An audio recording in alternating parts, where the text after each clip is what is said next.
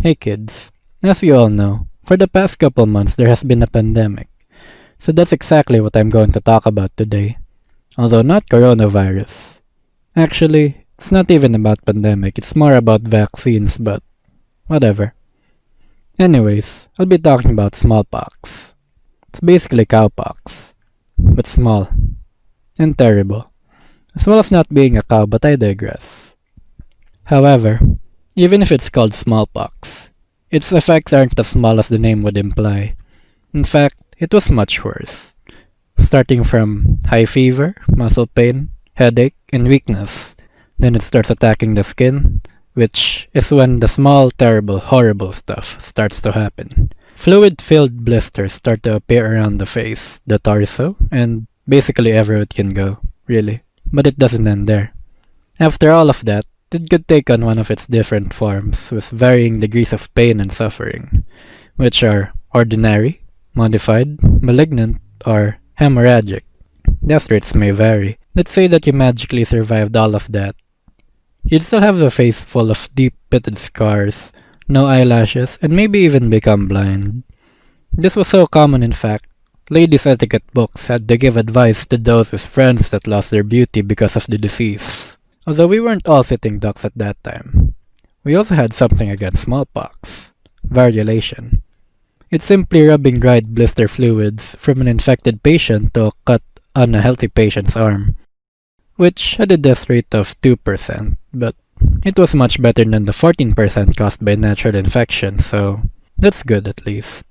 Although, variolated patients still had to be quarantined for some time, since they're contagious after the procedure, not to mention that it was very expensive and only available to the rich people who could afford it. Anyway, our story starts with a variolated teenager named Edward Jenner. In his school, variolation was being talked about just about everywhere. Everyone had something to say about it. Even the milkmaid that said she didn't even need to be variolated at all. Because she already said that she already had cowpox. And people who get cowpox never get smallpox, she said. Jenner had that statement stuck with him as he finished school, got apprenticed under John Hunter, a great surgeon, when he came back home to be a country doctor, all while playing with hot air balloons and animals. Eventually, that offhand comment by the milkmaid about smallpox and cowpox would have Jenner saved more lives than I can ever count with my fingers.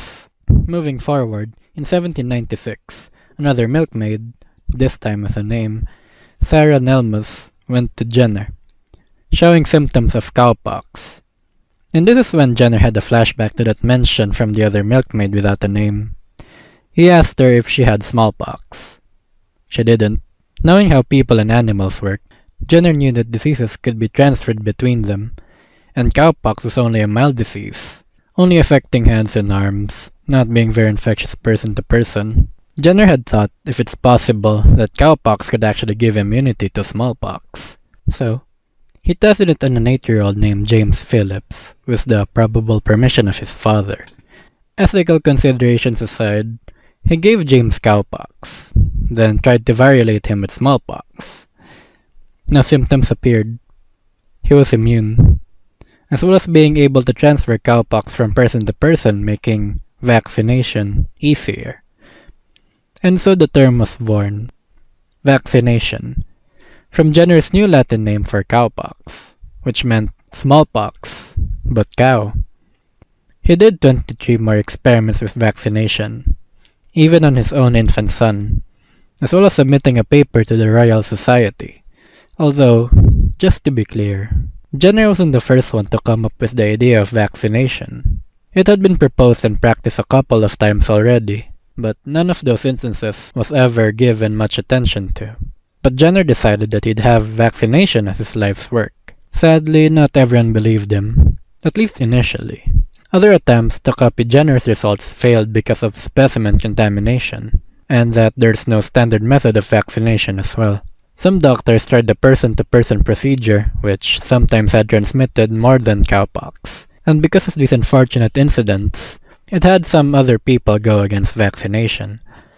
Some being for religious reasons, that being it's against God's plans or it pollutes the human form with animal stuff. Some for financial issues, because doctors were making more money from variolation than vaccination, and some just because they don't trust Jenner at all.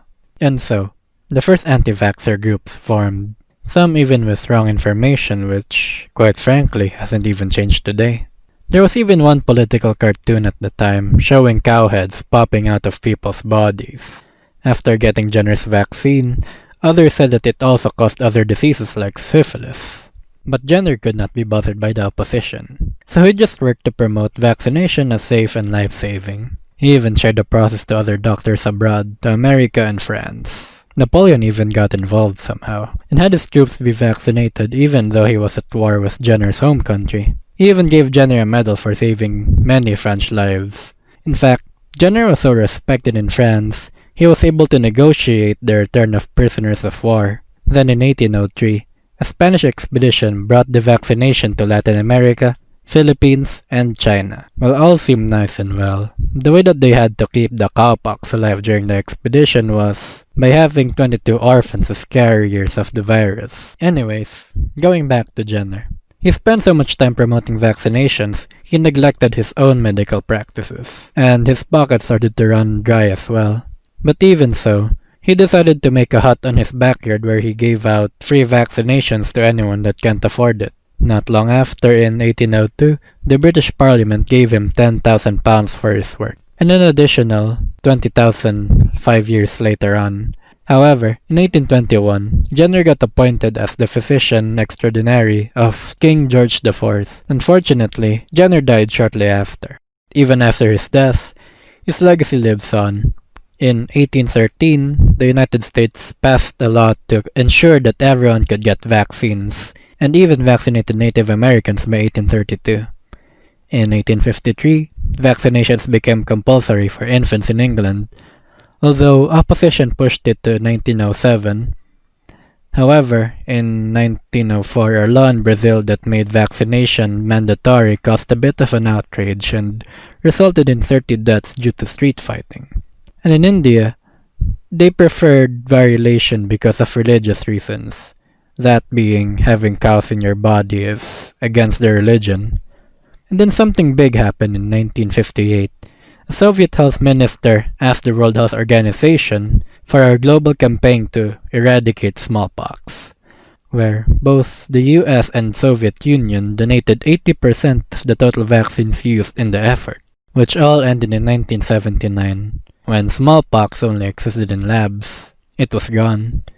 And just like that, in a little less than 200 years of the first vaccination, smallpox was gone. So, moral of the story today is that always listen to what the milkmaid says. Maybe it can help you cure coronavirus as well, but I wouldn't know. Anyways, that's about it. Thank you everyone, and I'll see you all in Never.